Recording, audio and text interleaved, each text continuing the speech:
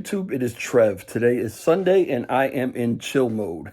So I'm not in my normal studio kind of surroundings, just kind of chilling in my recliner, and just wanted to chat with you about something real quick. I just finished a conversation with Master Elmo, who is one of the co-founders of Elmo ERC, which I have been talking to you about a bit lately because it's a project that I'm very, very interested in. I'm also invested in, and it's one that I really want to put on your radar because I think that there is a big difference between it and just all of the other meme coins that are out there right now, which hopefully some of them really do well. But, we know that a lot of them are actually just going to end up falling off as time goes on. This one has a plan to persevere, to move outside of this meme season, as they're calling it, and to maintain a presence in the market and do well for its investors. So I chatted with Master Elmo. I had like 2 or 3 questions that I wanted to ask, but we ended up getting into some other things, and it was really, really cool. So there's some good information here for you. And without further ado, I recorded it, so I'm just going to play the recording for you, and then you can just stare at my face while we listen to it together. It's about, 17, 18 minutes, but if you want to know what's going on, what's actually happening with Elmo and what's coming up really soon, you want to hear this. All right, give me a second. All right, I'm good. I'm ready to go. Yeah, I'm talking to Master Elmo, and I just have a few questions that I just want to make sure that I get right for the community so they understand exactly how this works. Now, staking, we're going to be seeing that soon, and I just want, directly from you, exactly how is the staking going to work as far as rewards, burns, whatever else? All right, so staking will be a fixed period of 43 days, so there's not going to be different periods. It's just going to be one period of 43 days. And in 43 days, you basically get 3% in rewards. So when, for example, you stake 1 million, you get 30,000 Elmo in rewards. Mm-hmm. And 7% will be burned. So if you stake 1 million, 70,000 will be burned, right? And there is no way to unstake during the period. So you're just going to be locked for 43 days. And after 43 days, you basically claim your tokens. And in case of 1 million, you can basically claim 1 million and 30,000. And the burn will actually happen straight away once you stake. So that means that the burn will at the beginning, once we launch stake, will be, fed pretty well with a lot of burn tokens. Okay. All right, that's cool. All right.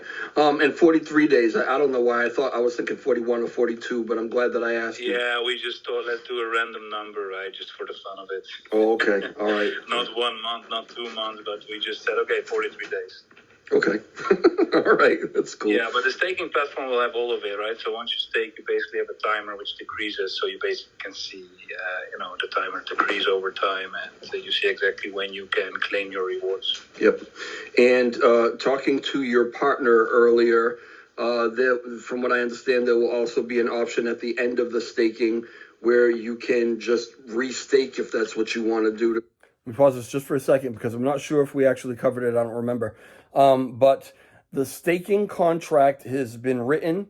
It is currently being audited, right? And time frame wise, it depends on how fast the auditors move. I'm not sure exactly when they got it. They might have got it Thursday or Friday. I really don't know. They might have got it yesterday. But anyway, it's being audited. Auditing, generally 24 to 48 hours maybe. And then assuming that everything is okay with the audit, which I am assuming because the person who wrote this contract, a team member, has done this a million times. They know exactly how to do it. They know how to make it so, what to do that the auditors are looking for. They know how to make it safe. I'm not anticipating any problems, but if there are problems, they will be handled and changed immediately, sent back to the auditor. It's just a matter of them checking that one thing and getting it out. So I will not be surprised at all to see staking and the whole platform available and online for you to use this week right here coming up. Don't quote me, right? We don't know, right? But maybe within the next couple days, right? All right, let's go. make it easy for you, and Right, do it that's for correct. enough. Yeah, so that'll be really cool as But well. that depends as well on the pool, right? Because we said clearly that the staking is made possible mainly for the early ones. Okay. Because we are not a project which is only focused on staking, right? Because you have projects which are only focused on passive income and staking. Yep. Our staking is really for those who are with us now and the believers, right? To reward them for being with us, and also obviously to support burning off more of the supply in a short period of time. Yeah, that's awesome. But yeah, if there is still tokens available at the end of the period, yes, you can restake. Okay, cool. All right, and so I saw something that you posted, I don't know, maybe yesterday, the day before yesterday, regarding actually helping out the liquidity pool, like kind of donating to the liquidity pool and getting rewarded for that. Do you want to talk about that real quick? Well, we didn't really work that out yet. Because what we actually want to do first is once we launch the NFT collection, we want to use a big part of the revenue of that to actually strengthen our own liquidity pool. Mm-hmm. We can talk about 50 to 100 Ethereum we would add on top, plus the Elmo, right? Why is that good? Is because we have multiple big wallets that bought in really big at the start. And if we would add that liquidity, it would really help as well, to prevent those major dumps like we have seen last night, for example, right? Somebody dumping 8 million. Yep. The chart goes down 30%, which actually, is not a bad thing necessarily, because at the same time, we also burned almost 1 million tokens. Yep, that was awesome. And that's the entire idea, right, of the project, that, people celebrate the sales even, right? It's not like this that, people are getting panicked quickly in our project because they see when somebody big, let's say somebody holding 10 million tokens sells, he's basically burning of 1 million, right? Right. But we are thinking about something, yes, to first of all be more clear on how to provide liquidity, because I think a lot of people would like to do it. It's just that not everybody knows how to do it, right? Because the liquidity pool is shared publicly and people can add as much as they want. It's kind of like you see with SHIB, right? They don't have any locked liquidity, and that is because they have thousands of different people voluntarily providing liquidity. Yes. And then you might ask yourself, why would you provide liquidity? Because actually you get rewarded for it, right? You get some chunk of the fees which are charged on all the transactions. All right, and you guys haven't decided on exactly what those rewards would be. That's something that's in the process. No, not yet. No. Okay. No, right now we're really focused on staking and NFTs, right? Right. And also we're in contact with a centralized exchange as well. Okay, which is also something which was one of the other questions that I was going to ask you. But since you brought up the NFTs, how close are we? Well, the NFTs themselves are done. The minting pad is also as good as done. So we are, I believe, ready to go within the next 2 weeks. But we also don't want to drop staking and then day after NFTs, right? You cannot put all these things out in the same moment because, let's first enjoy staking for a week or maybe 2 weeks, and then we will release the NFTs, right? Right. Because if you're going to release everything in the same moment, then also quickly the hype is kind of gone. But yeah, the NFTs are mainly, the idea behind it is to support the project. And as a reward for buying an NFT, people will be able to, after a while, also stake their NFT. And they will be able to get back at least a part of their investment. And over time, that reward which they get, which will be an Elmo, will probably be worth more than their initial Ethereum investment, which they did for that specific NFT. As the price keeps going up, absolutely. And I think I saw that it was going to be 0.3 Ethereum for an NFT, yes? It sounds expensive, but on the other hand... I'll be honest, it does. Yeah, I know, and I understand that. But, people need to understand that the revenue which we take from those NFTs will be fully reinvested in the project. And one important thing of the revenue is that we are going to be able to have a reserve that whenever there's like a big dump or a whale sales, what we are going to do, we're going to buy up that dump, right? And we're going to immediately burn it. So, it's also... It's an investment in the project, right? It's not just an investment in yourself, but it's an investment in the project. And let's say Elmo gets at a certain height of, let's say, a 500 million market cap. These NFTs will also have their aftermarket value, which can be traded on OpenSea, right? It's like with NFTs, how it used to be, like with Bored Ape, which have a major aftermarket value. But on top of that, we want to also in the future add some more use case to those NFTs, right? It's not just the staking. We want to do some more things in the future, but that is still to be decided. Yeah. I'll be honest, Master, this is what I really, really love seeing. Because, we can look at the chart, and the chart goes up and down, and, everybody gets upset, but you got to look at what's actually happening here and the plan that is unfolding. Now, you guys obviously are thinking ahead. You're thinking for the long game, right? So when you're saying things to me like, we don't, the utilities that we're developing, we don't want to release them all at once. That's extremely smart because we know how it is. You'll release things and people get really hyped about it, but it's just human nature. That hype is going to fade. So if you release one thing and everybody's hype and you get maybe some new people in, then as that hype starts to fade, you've already got something else locked and loaded in the chamber to say, okay, here comes NFTs, right? And then here comes NFT staking. So it's continually offering something to keep the hype up and to bring in new holders. I think that's extremely smart. And then also go ahead. Also with NFTs, it's important to start the sale in a moment when there's a lot of hype, right? Because a lot of projects, they just release them whenever and there's no hype, and then these NFTs are just laying around. Yes. It's important that you do it in a moment that you see that the chart is going up, the holder count is going up, the community is growing, right? In that moment, we want to release NFTs. So we might not have an exact date when we do it. When we see that this is the right moment, right now we have a lot of traffic, right now there's a lot of hype, new people around. That's the moment we say we're going to launch it, right? And the idea is to have just a magic button prepared to just click launch and, we're ready to go. Well, and drop it as a surprise. NFT is now available, right? And that's how you sell them. Otherwise, you will not sell them out because there's going to be 1,000 different NFTs. So it's quite a lot of NFTs, right? Yep. Yeah, and again, very intelligent, very well thought out. I mean, I actually learned that lesson myself because I have NFTs that are tied to another project, and they're extremely cool NFTs. Everybody loved them. But because the project itself isn't really launched yet and there's not anything that you can really do with it, it probably wasn't the best time to launch them, right? So once there's hype and, they could be used in whatever, they'll probably take off. But it doesn't make sense to launch them and have them just sitting around if there's no hype. No. Nobody's going to buy the NFTs if there's no actual hype going on.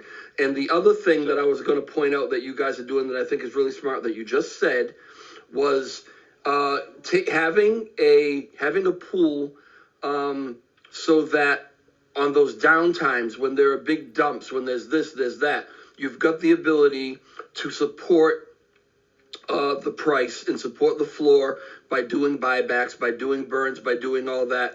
It really just shows to me the forward thinking. And so for anybody who's thinking, oh, this is just another fly-by-night project that might not be around in a month, that's not how these guys are thinking at all, and that's not how they're acting. So otherwise, we wouldn't use revenue for that specific target, right? Right. Otherwise, we would just take it for ourselves. Yep. But our team is not very greedy, so we are the type of people that just want to build something long term and really become one of those tokens that everyone will remember, right? Like SHIB or like Dodge. I don't want to compare myself with Pepe because that's another a category, I would say. Yeah.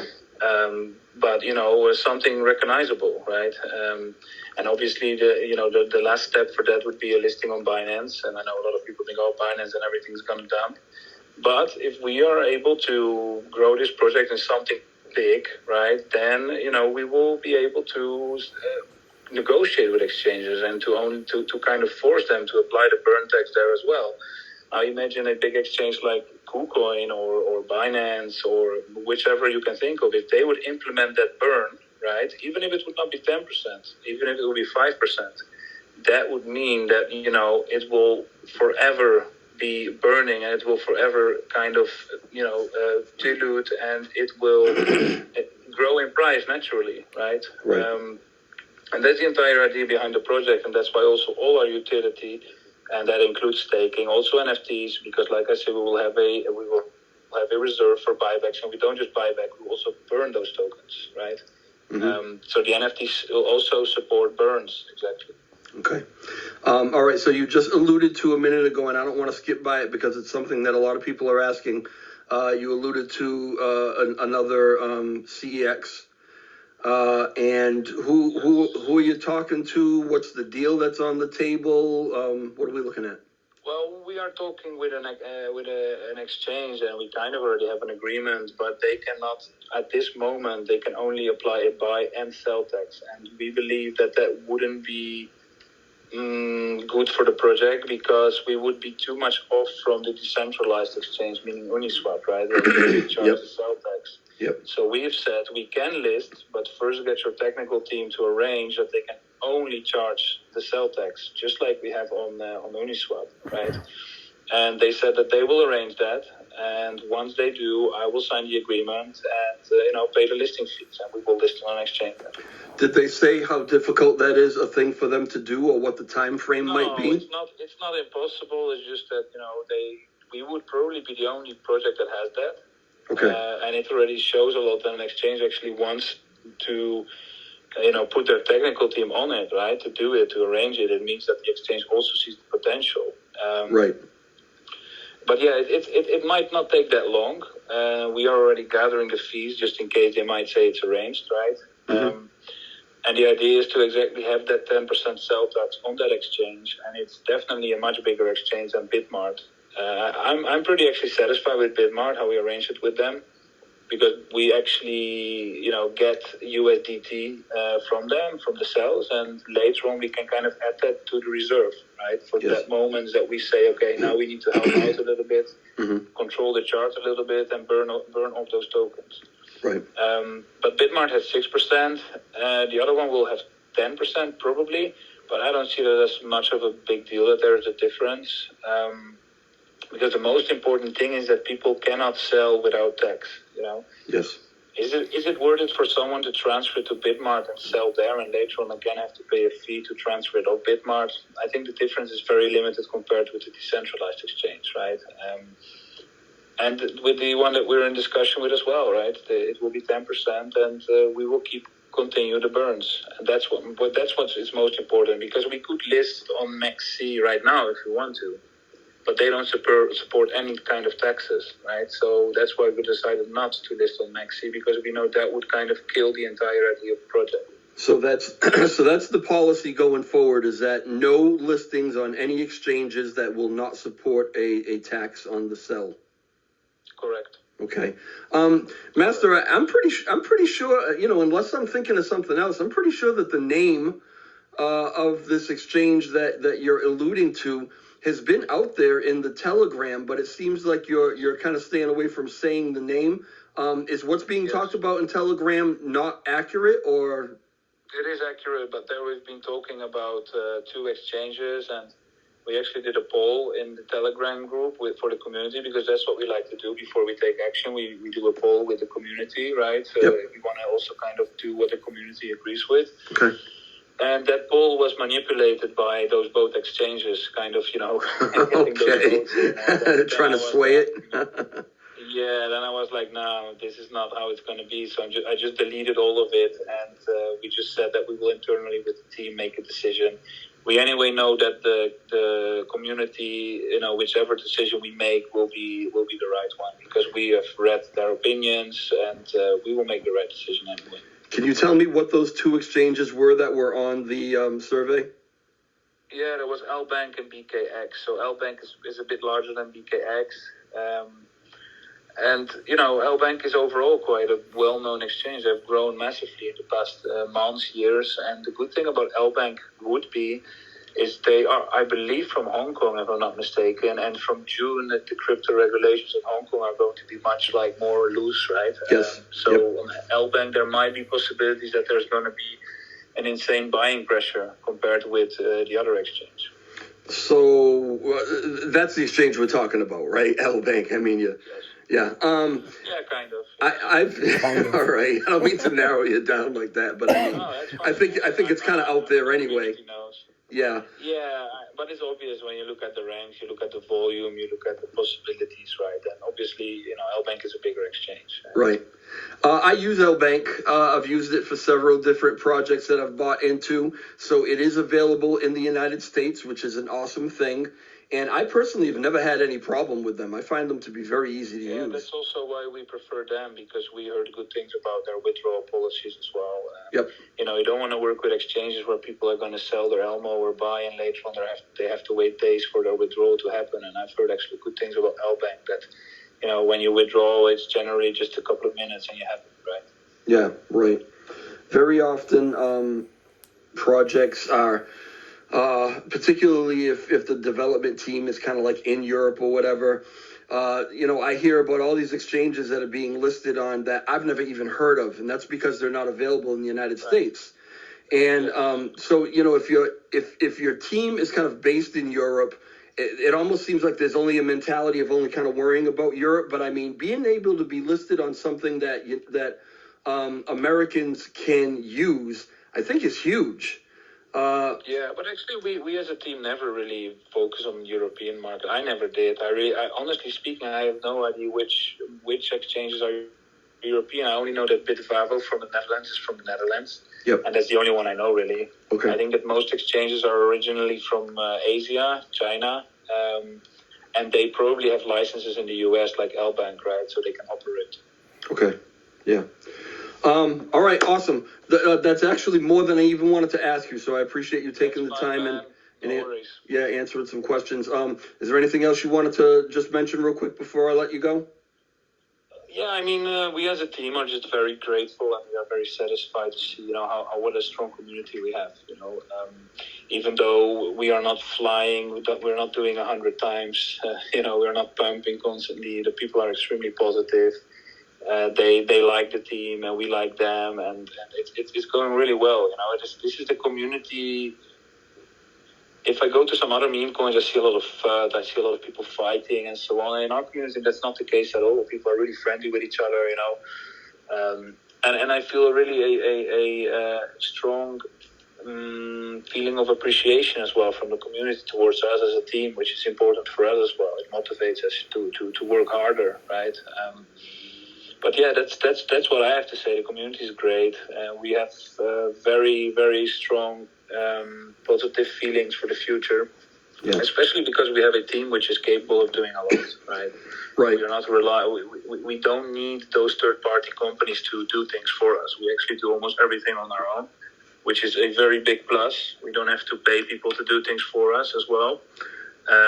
Which, not a lot of projects have that, right? They need to have third-party blockchain developers, designers, everything. We don't need anything of that because we have everything in the team. It's one of the main. This is a big plus. It's one of the main reasons that I go out of my way to actually let people know about Elmo, because you get in some of the things that I've been involved with, like LUNC and stuff like that. I mean, those are really just diehard communities, and if you look at anything outside of those communities, they want to give you hell for it. But the reason that I take the flack and I don't really care in order to talk about Elmo is because of what you just said. I know you guys, some of you guys, and I've known you for quite a while, and I know that you don't have to outsource a lot of these things that you're doing. I know that you've got the ability to do it yourselves. That is humongous. So that means that for us there's basically never a bear market, if you know what I mean. Right. For us, it's not like this. We run out of funds and it's over. We run out of funds. We basically did a lot without funds. What we've been doing now. The same goes for the NFTs, the NFT staking, right? Also, soon we will release our burn portal where people can easily track how much has been burned and how much was burned in the last 24 hours. And it's all built by the team, right? We didn't have to pay anyone. We didn't have to search for anyone. And the best thing is that you can trust, each other, and you don't have to be worried about being scammed by some third-party, people, right? Yep. So yeah, it's very comfortable for us as well. Yeah. It is really a great thing, and I'm happy to talk about it as much as I possibly can, and just let people know that you're out there and put it on their radar, and hope that they'll go and do their due diligence and check into it because. You said that you want to be one of those cryptocurrencies that are well known or go down in history. And with the goal being to be the first meme coin to ever hit $1, I mean, if you guys find a way to accomplish that, and I think it is possible. It's just 50 times, It's not that much with Yeah. the market cap we have. I know. You will absolutely solidify that place as, and even if other coins manage to do it after you, you'll be the first. So, Yeah, true. Yeah, you're going to solidify that spot, and I'm confident of it, and I appreciate you guys. All right, I'm going to let you go. Thank you very much. I know it's a lot later where you are, so I'll talk to you soon. All right, man. Have a good one. All right, brother. Peace. Bye-bye. All right, so I want to put an exclamation point on that on a couple different things, right? Real quick, because we're already into like 25 minutes.